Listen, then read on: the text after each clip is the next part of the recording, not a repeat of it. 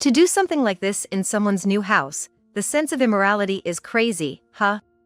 The sound of a young woman's giggling can be heard just on the other side of the door. My husband is laughing along with her, as if in agreement.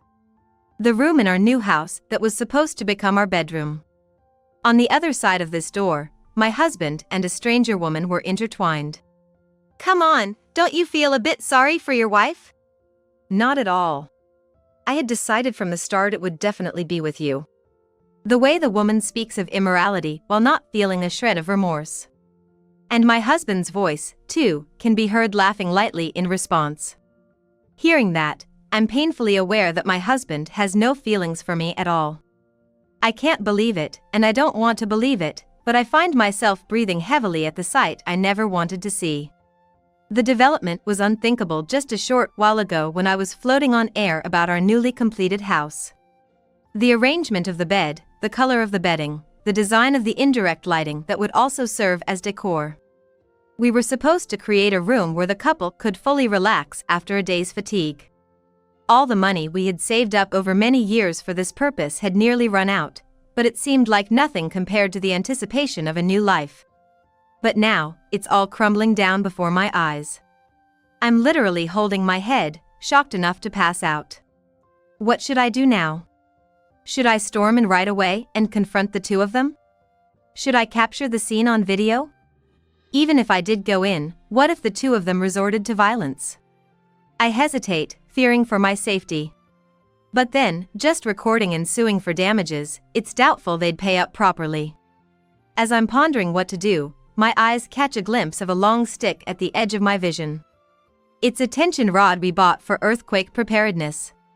Looking at it, which I had prepared to set up between the ceiling and the shelf once we finished unpacking, a slight smile forms on my lips. That's it, I'll just lock them in. My name is Harper.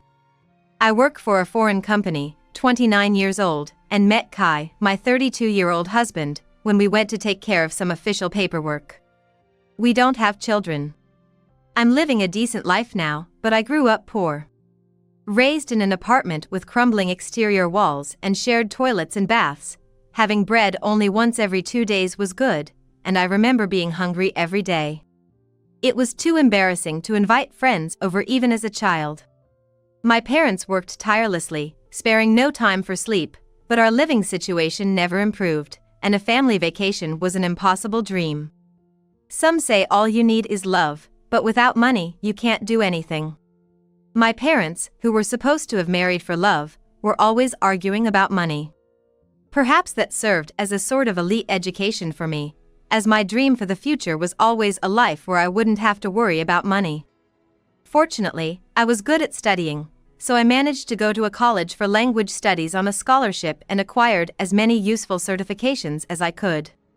Thanks to that, I was able to land a job at a high-paying foreign company, and a few years ago, I finally managed to move my parents out of that dilapidated apartment.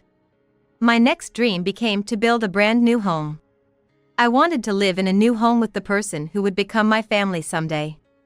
Looking at my bank account every month became my pleasure, filled with that hope. I met Kai, a government employee, when I went to the office to submit some company documents. After going back and forth several times due to changes in the forms and making corrections, we gradually became aware of each other and married. It was just when we were discussing building our long-dreamed-of new home that Kai came to me, apologizing that he might end up burdened with a huge debt.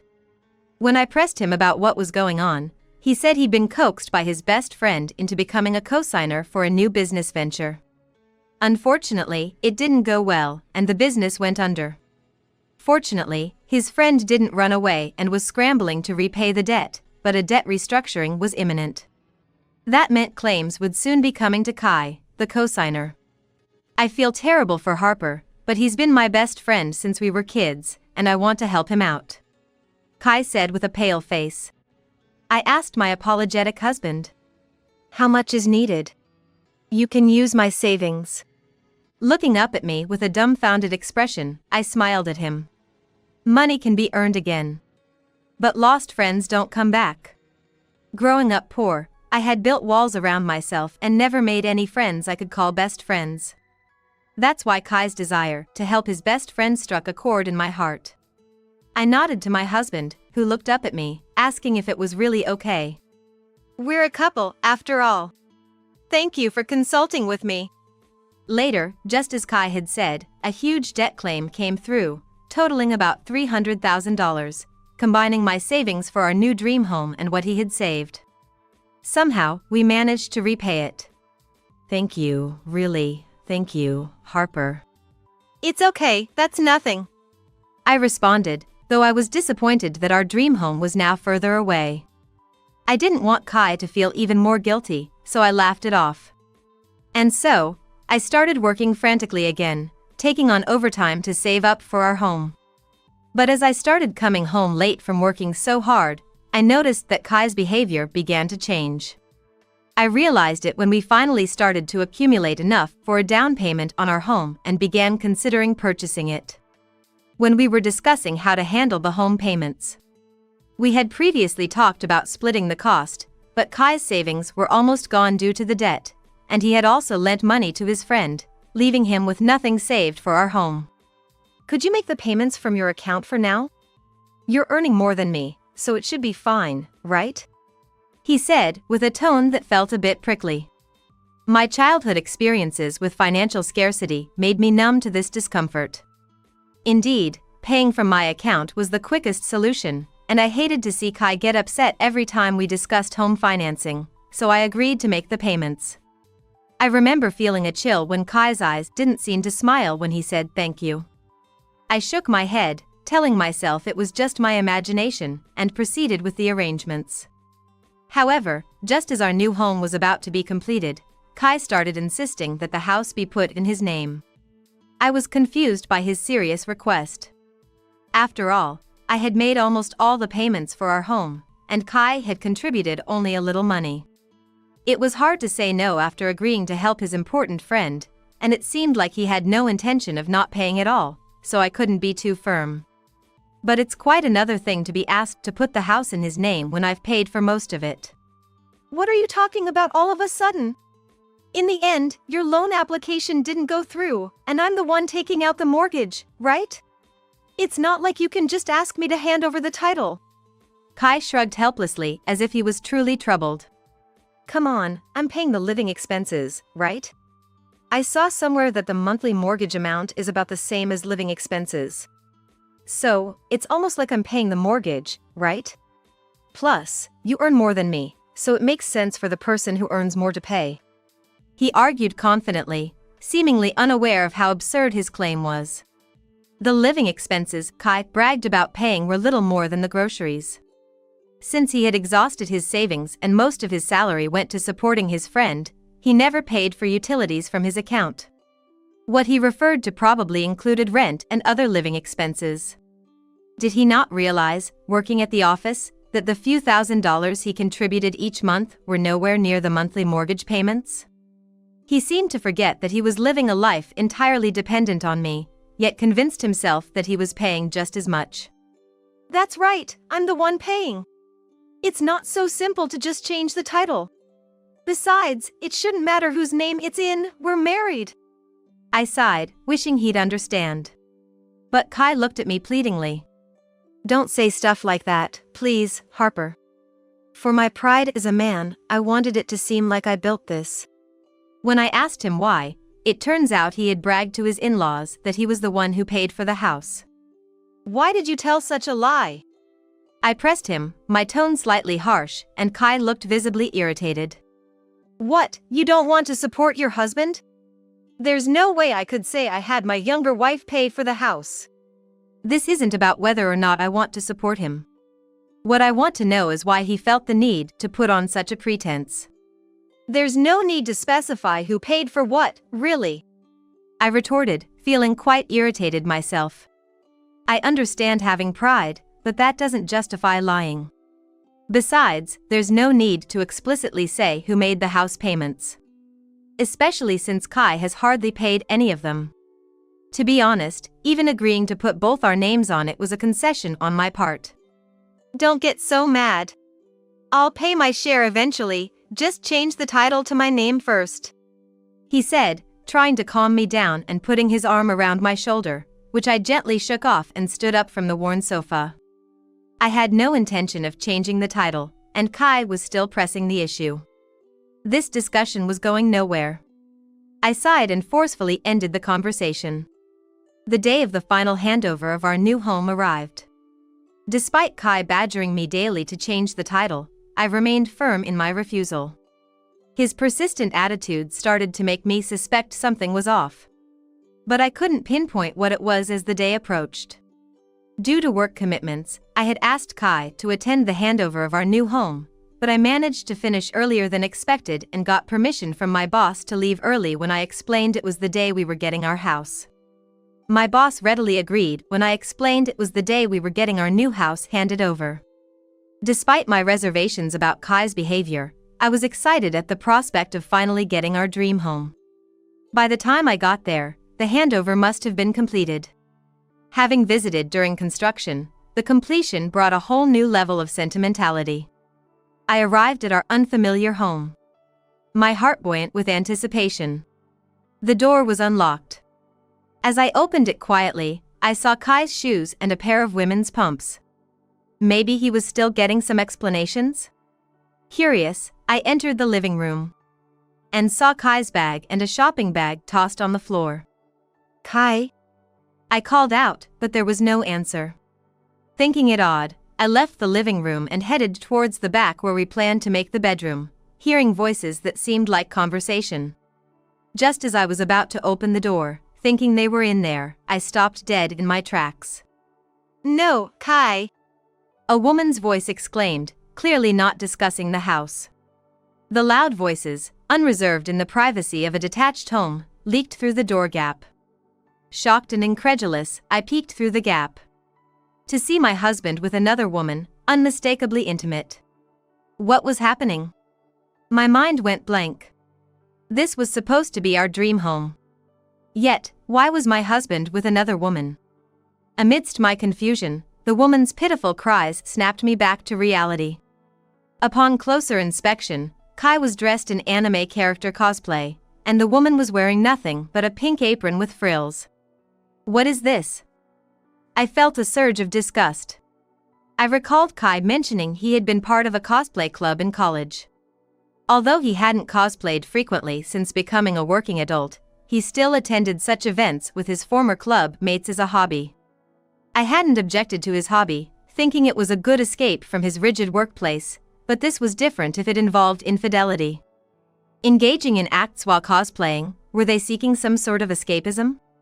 Anger bubbled up inside me, and I clenched my fists. Unforgivable. There was no way I could let this slide. My dreams, our marriage, everything felt tainted. Driven by anger, I took some covert photos with my phone using an app that didn't make a shutter sound, then gently closed the door gap. I pondered how to retaliate against this betrayal. "That's it, I'll lock them in." Muttering to myself, I quietly left the house to put my plan into action. I rushed to a nearby hardware store to buy a tension rod and carefully set it up at the sliding door, the only entrance to the room, making sure not to make any noise. This would prevent them from easily leaving.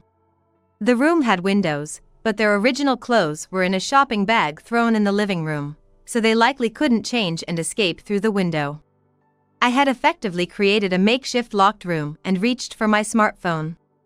It was a great opportunity for a new house reveal. Why not expose them in their disgraceful state to all our relatives? Why not let them see those two locked up in such a disgraceful state? I contacted my parents, in-laws, and all our relatives to invite them for an impromptu housewarming. Despite the sudden invitation, those living nearby happily agreed. About 2 hours later, everyone had gathered in front of our new home. As I received compliments on the nice house we had built, tears started to well up in my eyes.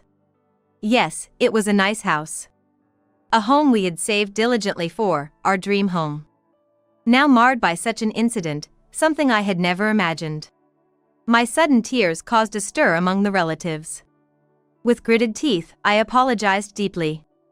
"Thank you all for coming today on such short notice. However, I must apologize to you. I began, raising my face without wiping away the tears, and divulged everything that was happening in the house. The truth is, my husband Kai is cheating on me in this house. I explained how it was the day of the handover. How I had come home early from work to find him with an unknown woman in what was supposed to be our bedroom. And how even after 2 hours, they were still engaged in their act. Is that true, Harper? The relatives, initially unsettled, fell silent at the anguished voice of my father-in-law. My father-in-law, pale and shaking my shoulder, got a nod from me in confirmation. So, Kai is inside the house, Harper? My father, fueled with anger, announced before barging into the house with a force that seemed like he was about to break down the door. The other relatives followed suit, storming in. Amidst the crowded relatives, the two caught in the act seemed to finally realize something was amiss. They panicked when they found the door blocked by the tension rod, unable to open it. What the heck? Why won't it open? Why are there so many voices? Is someone there? As I remove the tension rod, the sliding door bursts open with a sound. Kai, dumbfounded by the sudden opening of the door, and the woman clinging to him in nothing but an apron, are surrounded by relatives blocking their escape. Dad! Uncle too! What? Why are you all here? Kai, eyes spinning in shock, instinctively hides the woman behind him. Kai, what on earth is this about? Who is that woman?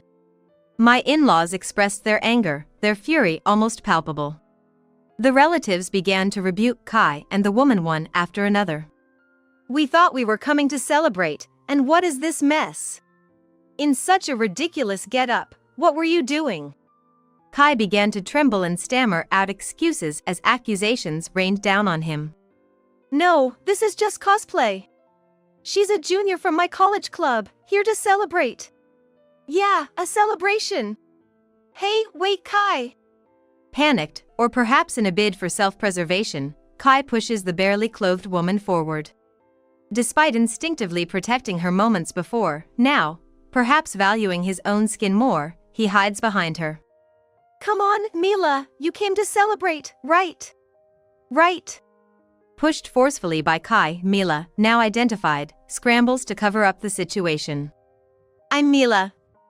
We were just cosplaying to commemorate the new house, she says with a forced smile, almost in desperation. That's not true at all. Stop lying. Snapped by my mother-in-law, Mila flinches. And the room falls silent. Kai's parents have always been strict. Kai was more nervous than I was when we went to greet them for marriage. They detest dishonesty and are the kind to extend a helping hand quietly to those in need. I thought Kai shared their integrity for standing by his friend in need. But it seems I was mistaken.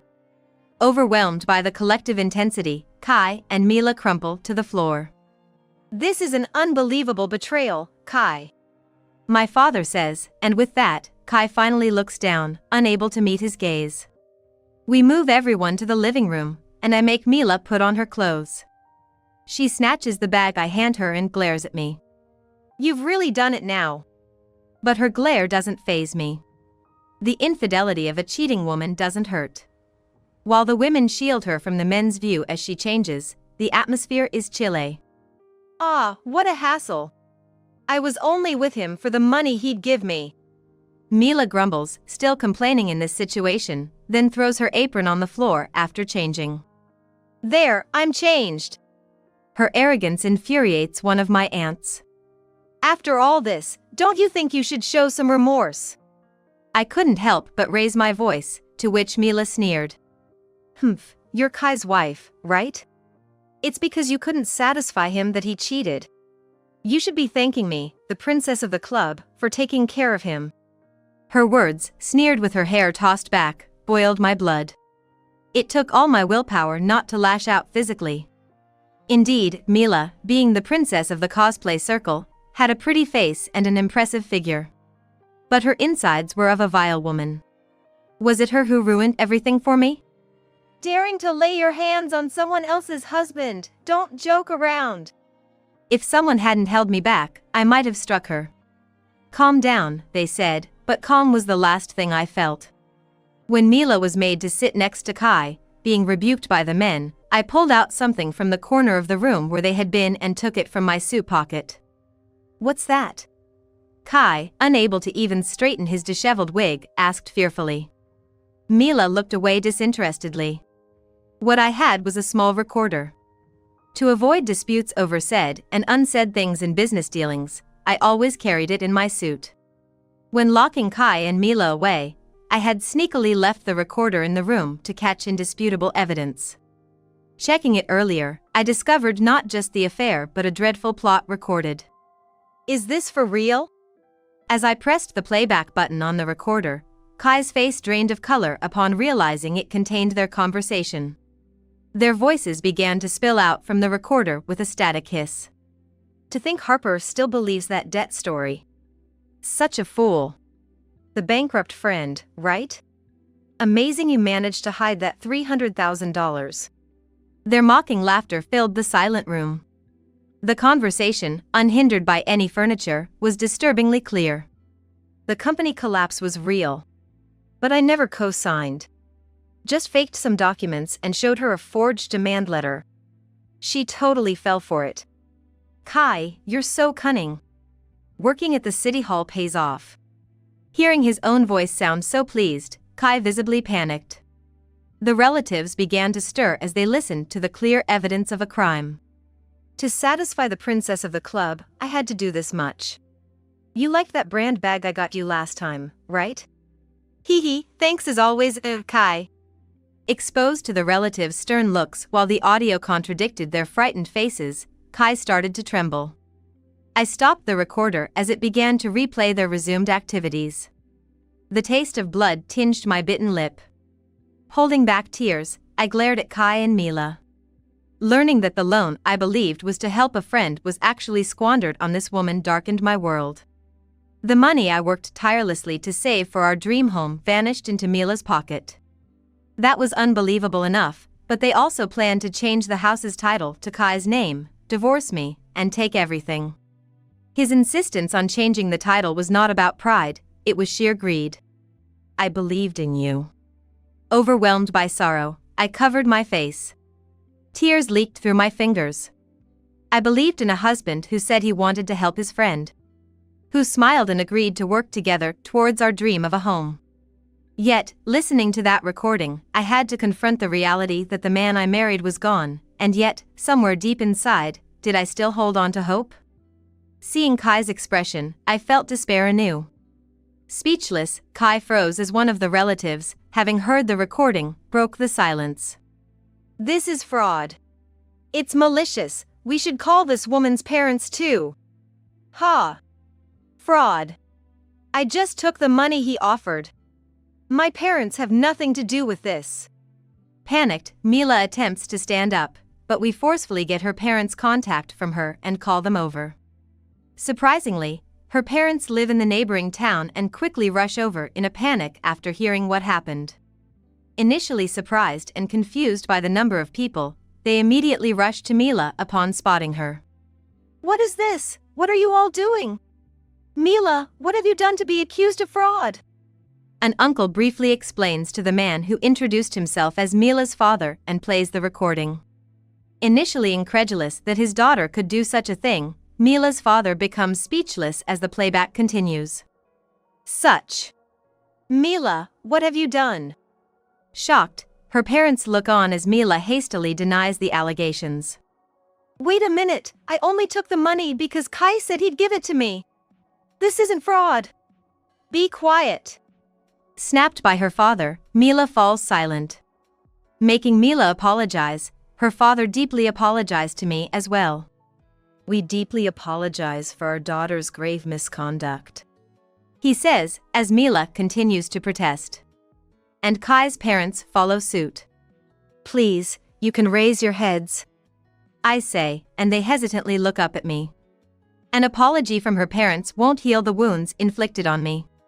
First, I will be seeking a divorce from Kai, I say, causing Kai's shoulders to flinch. His pained expression, as if he were the victim, only infuriates me more. Additionally, I will demand repayment of the debt I covered within a year, and from both of you, I will demand compensation for damages. Pulling out a notebook from my bag, I add the word compensation to the amount I had covered and present it, causing Kai and Mila to tremble. Paying within a year? That's impossible. I won't accept any excuses. I cut off Kai's attempt to argue, glaring at him. I wish they could pay back immediately. Furthermore, I will require you to buy this house. A house tarnished by such acts is unlivable. As I speak through gritted teeth, Kai and Mila start to object, claiming it's impossible. Such an amount, there's no way we can pay. The debt I covered, some compensation. And the purchase of the new house would cost them millions. Even selling this house wouldn't cover the debt. But I have no intention of reducing the amount. Impossible, please reconsider. As Kai and Mila plead, the frustrated relatives start to get angry. All of this wouldn't have happened if you two hadn't done what you did. Just pay up gracefully. Bombarded with accusations, the two shut their mouths, frustrated. I could also report this as fraud to the police. The moment I mentioned the possibility of fraud, realizing they couldn't escape their fate, Kai and Mila both hung their heads in defeat. After that, Mila was abandoned by her own family and ended up working in the nightlife to repay her debts. Her parents made sure she was under surveillance to ensure the repayment, but by the time she finished paying off her debt, she had become completely engrossed in the nightclub scene. She created more debts and continued to work in the night streets. Unable to break the cycle and ignoring her parents' pleas, she eventually severed ties with them, as I heard through the grapevine. As for Kai, it seems he was eager to escape his financial woes. He borrowed more money from shady lenders to repay me, but without any savings, he couldn't keep up with the repayments. Eventually, debt collectors showed up at his respectable workplace, forcing him to resign voluntarily. After leaving his job at the city hall, with no means to repay his growing debts, he's now reportedly being forced into labor in a distant land. A crumpled letter forwarded to me contained words wishing for reconciliation and a brief update on his situation. As the doorbell rang, I immediately threw that piece of paper into the trash and opened the unfamiliar front door to welcome my parents. The returned money, the sale of that detestable house, and the compensation paid allowed me to acquire my dream home once again. A dream home for me and my parents. I plan to live happily with them for a while.